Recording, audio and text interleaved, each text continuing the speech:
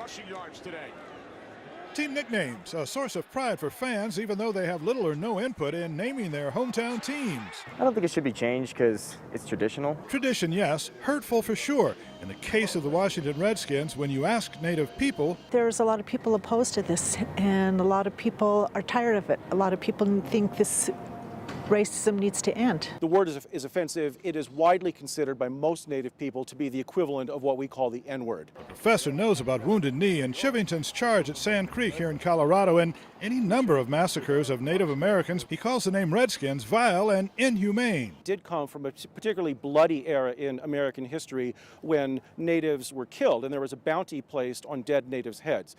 Still, fans love their team nicknames and mascots. I think it's less offensive and it's more of almost like native pride. Pride fans demonstrate by buying team gear. And if Redskins owner Dan Snyder did change the name, if he made a couple good decisions on that, he could probably, in the short run, make a lot of money. Native Americans simply wonder why Snyder won't change the name, knowing how many of them feel. Owner Dan Snyder is saying, "We'll never change the name. It's that simple. Never." You can use caps. While at Syracuse, fellow students led the PC charge, even though we knew our beloved Saltine Warrior mascot was approved by the Onondaga Nation. We somehow knew it was a little dehumanizing. That's why Otto the Orange is now our mascot. The Native Americans concerned were never consulted.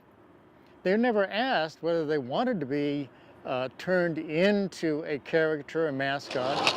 While some schools in Colorado have changed their Indian names, there are still 22 schools with Native American mascots. Like I said, it's a traditional name, and I almost see it as more, everybody's going to get offended by something. I would tell him he should consider it changing it, being that it's racist. If it's offensive to the Native American population, then I think that they should take that in consideration. Well, most teams are named for animals or something the community has pride in. Redskins conjures up, they say, a hateful past. Doing this dehumanizes those people.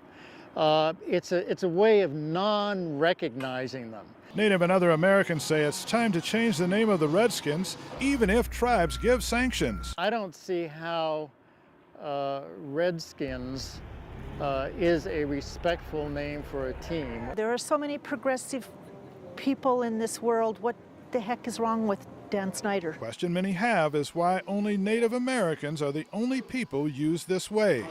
Maybe Snyder will answer that while in Mile High. At Sports Authority Field, John Bowman, Fox 31 Denver.